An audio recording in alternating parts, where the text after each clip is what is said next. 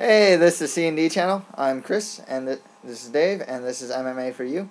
We're going to be doing our predictions for UFC 138, which is going to happen on November 5th, and it's a free show on Spike TV. It's free. Better check it out.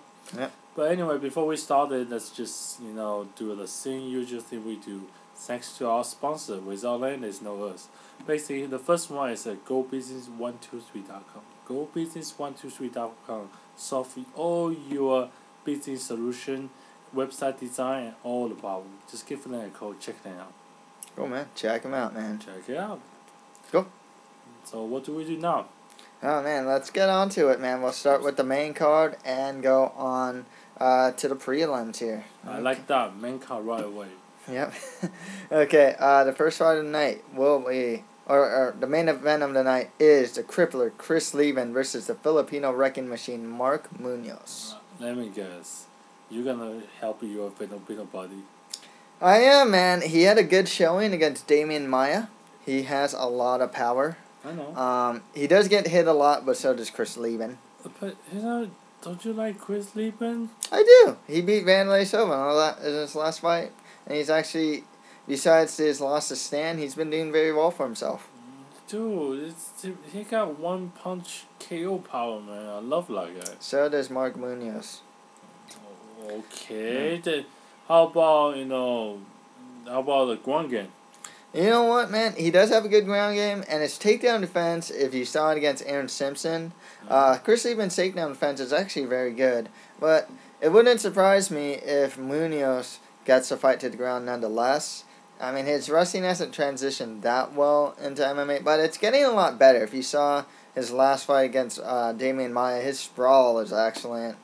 But people always underrate Chris Leben's, ground game. His ground game is pretty good. Yeah, man, he did submit Akiyama with that triangle in the last 20 seconds of that fight, man. And don't need me to tell you that he's very hard to finish. Yeah, man, I know what you mean. Munoz is too, though, man. I mean, that's the thing. Besides that hiccup against Mark Hamill, but he was only a prospect. He's 6-0 prospect during that time. I know, but I still think Chris Leben's, a little bit better, because he has really good takedown defense. His standouts pretty good looking. He has a good, underrated ground game, so people want to challenge him there, but he's pretty good there. So I think he's overall very well-rounded. Yeah, man. He is, man. And he does have that great chin as well. Yep, Chris Leben. It's a 5-round fight, though, and, Dude, don't tell me you're doubting the Leben's gas tank, man. That guy has a good gas tank. Yeah. So you want to change your mind? It's okay. I gotta go with my Filipino brother. I might train at his gym. Okay. It's just down the street. I'm gonna go with Mark. I gotta go with Mark Munoz here, man. All right, Chris Leben gonna win. Next. Yeah, next fight after that we have Renan Barao versus Brad Pickett. This is a tough one. I know who are gonna win. Pickett. Oh. Brad Pickett's pretty good. I gotta admit. He was one of the first guys to beat Demetrius Mighty Mouse Johnson. Big for the weight class. Really big for the weight class. But Renan Barao, man. I mean, this guy is on this dude, the guy's 26-1. He's only lost once in his career. I know. Man, he's really good, really well-rounded prospect. Still young too. I think this is gonna be a really good game, but Brad Pitt gonna win because look at the size, man. That guy's huge, dude. He trained at ATT, right? Yeah, American Top Team, man. Yeah, too. Come on, the wrestling, tough, really good wrestling, and good standout too. You have a good wrestling, you have a good standout. What do you need? I don't know, man, but Barao, he also has a good training camp in Nova União. Only one loss. I know, he's but I very just think well-rounded. Brad Pitt is big, and the big guy doing wrestling is pretty powerful. Plus, he has a good standout. Yeah. We'll see, man. This is a closely contested bout. I think even the main event's pretty closely contested as well. I just see a little more upside in Barao at this time, man. Alright, give that to you, but I still think Brad Pickett gonna win. Okay, next. Yeah, next fight after that, we have Thiago Pitbull Alves versus UFC newcomer Papy Abedi. I know, Papy sounds pretty promising, but you gotta agree with me. You gotta agree with me on this one. Thiago Alves gonna win. Thiago Alves should win this one, man. I liken this fight to Feijão Cavalcante versus Yoel Romero. A great prospect versus a seasoned veteran with a lot of finishing ability, and who's been there. I mean, Thiago Alves has fought GSP. He's beat up Matt Hughes, beat up Josh Koscheck. He's fought John Fitch and lost him twice. He's a very good fighter. He lost to Rick Story. He hasn't been doing well lately. He just lost to Rick Story. He was killing Story in the third round, though. And what happened? Rick Story just had a good game plan. He kind of he had a good game plan. He knew how to go forward on Thiago Alves. He was kind of backing up a lot, too. Papy Abedi, man. One of the biggest problems I have with him is it's going to be his first cut to 170. This guy usually fights as a middleweight. He is also... this is also his first fight in the UFC. Really? On the main card, yeah. And he's fighting a guy like Thiago Alves. Like I said, it's very much like Strike Forces. Man. Yeah, it's like Yoel Romero versus Cavalcante. Good prospect versus a very high-level veteran. Yeah. Yeah. And also, Abedi's level of competition isn't nearly as good as Thiago Alves is. To Thiago Alves, okay.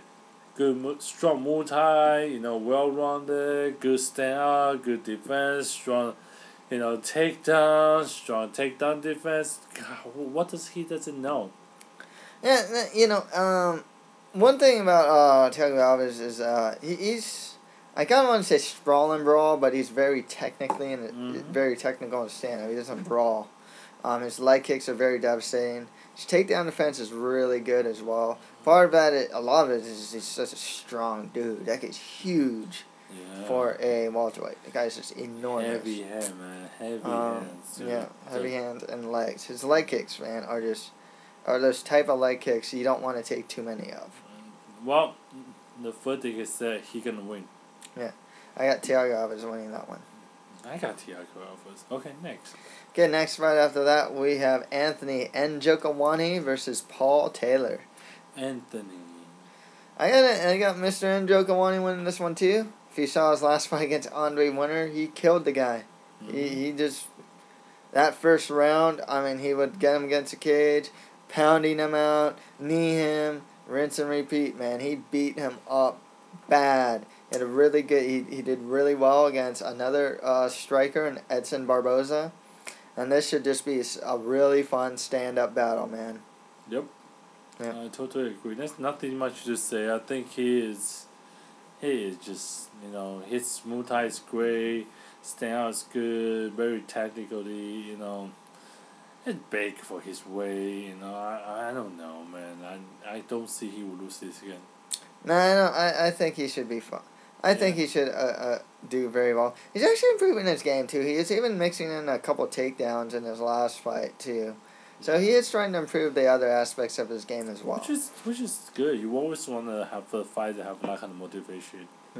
Exactly. Yeah, next fight. Okay, this one's a really closely contested bout. It has Matt the Immortal Brown is going to fight John Hathaway. You gotta go with Matt Immortal Brown. You got to. I'm actually a big fan of the Immortal, but... What's wrong with you, dude? We're talking about Immortal, man. We're talking about freaking, tank. Now, I don't care what you do, how many bullets you shoot. The guy's still there. Yeah, man, he's a tough dude unless you submit him. He loses most of his fights by submission. Hathaway isn't known to be like this great submission guy or anything like that. Yeah, so, why would you choose John Hathaway rather than Mike Brown? You know what? He's had... One thing with Hathaway, after he beat Diego Sanchez, he had that hiccup against Mike Pyle, and it really showed that he wasn't really on the level that many people thought he'd be. And he didn't look that great against McRae. He managed to pull off a split decision victory. Okay. You're not helping. However, Hathaway at his best, if you watch him fight like Paul Taylor, this guy can take a guy down and ground and pound a guy. Stand-up's actually pretty good. It's not bad. But you're talking about Mike Brown, man. He also has really good stand-up himself. Yeah, and he's strong, he's tough, he's good stand-out. You like hitting the wall. Only your fist hurt. He doesn't hurt, man. The guy is solid. Yeah.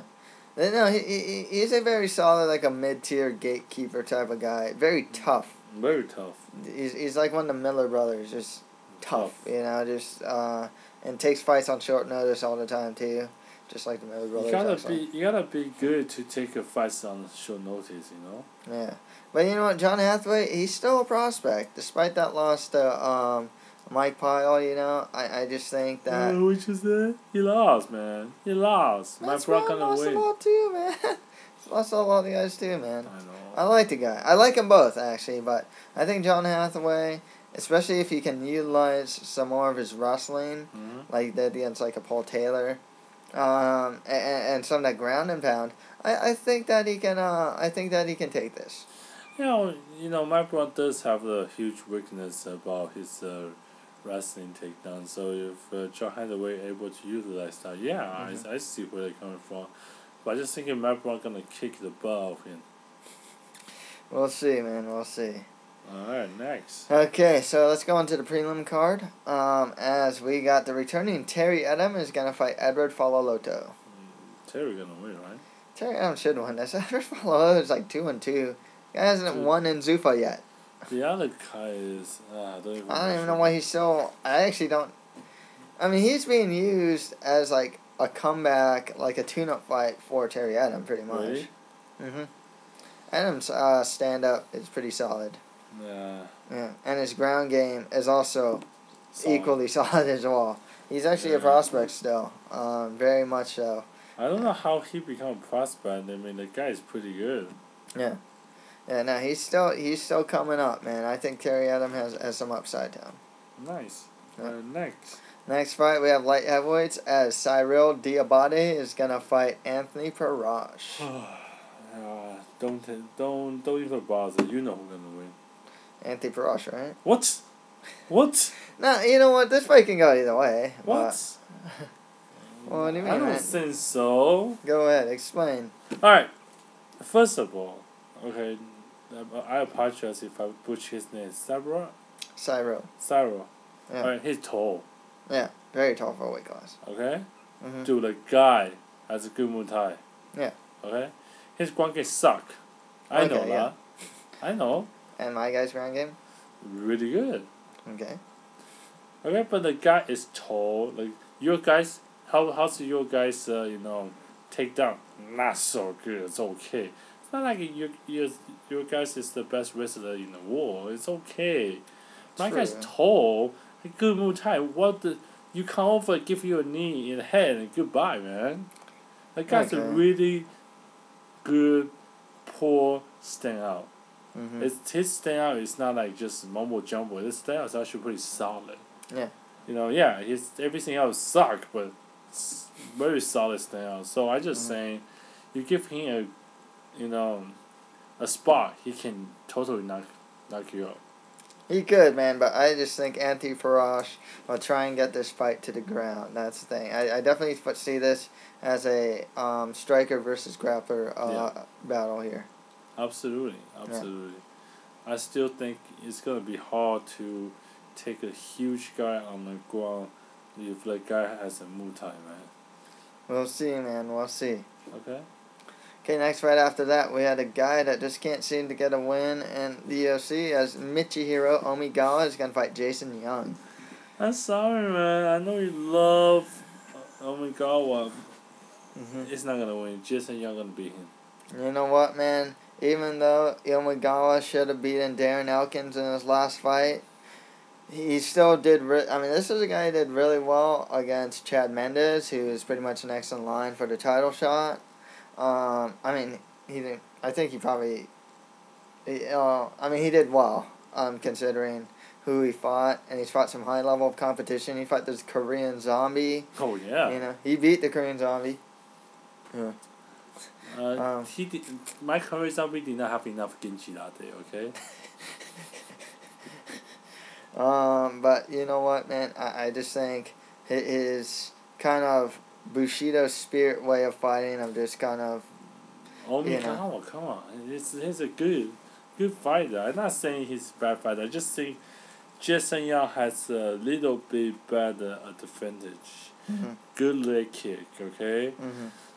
His strong showing against, Dustin Poirier. He did really good against him. I think Jason Young is coming out very strong. Yeah. Man. Oh my God, he's got no love, man. That guy got no love, dude. Yeah, but he has legit skills. His judo is very strong. His ground game's pretty good. But our Asian brother have no love. They should create a club, man. Asian brother got no love, man. Yeah, you're telling that to us. Jeez. Okay. Well, Jason Young gonna win this one. Next, okay, we have some UFC newcomers as Philip DeFries is gonna fight Ole Thompson. Okay, you and me both agree with this one. Philip are gonna win, right? Yeah, I don't know too much about these guys. I gotta go with the guy with the undefeated record. Yeah. Who is He's the many choker, right? He yeah, choke man. people out. He chokes people out, man.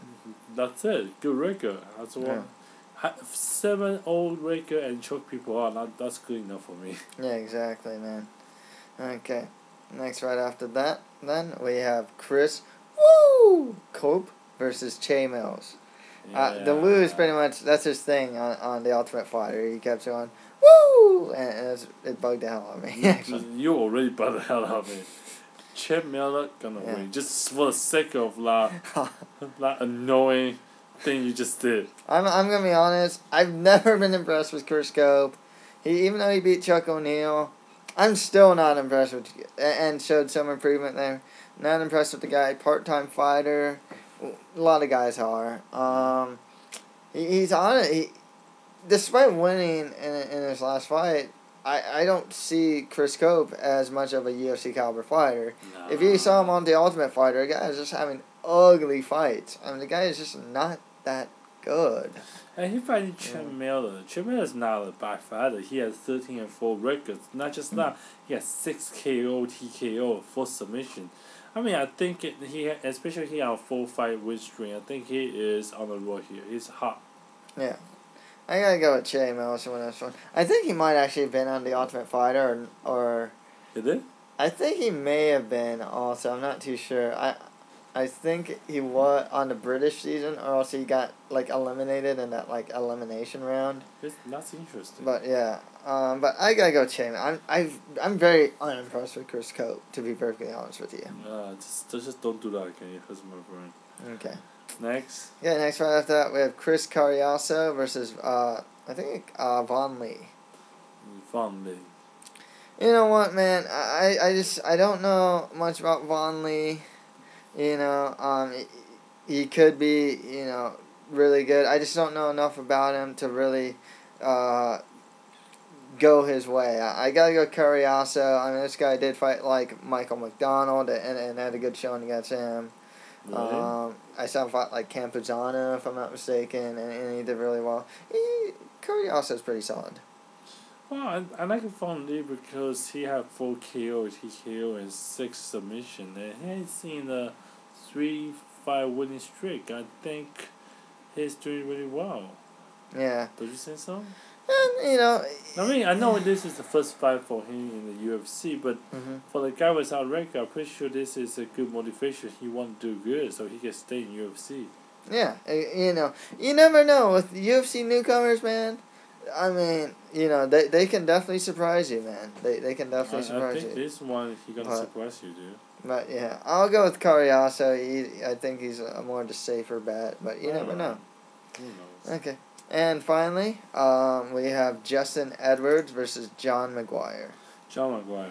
Yeah, Edwards is another one of those guys that came from The Ultimate Fighter. He won his last fight, which I'm really surprised because he fought. I didn't know how you win it. Yeah. He beat George Lopez, and I was really surprised. Not the comedian George Lopez. Okay, I think it's Jorge Lopez actually. Okay. And that's the thing. He has not really impressed me much in the UFC. Yeah. He doesn't come across like a UFC caliber fighter, so I just gotta go with John McGuire, even though it's like I think it might be John McGuire's good choice. Yeah. Okay. And that's pretty much it for our predictions for UFC 138. If you have any comments, just leave them below. I have nothing else to say besides go to physicalbusiness123.com. You won't regret it. Or qc.com or gobusiness123.com. Awesome. Okay. And that's it for MMA for you. Thank you, guys.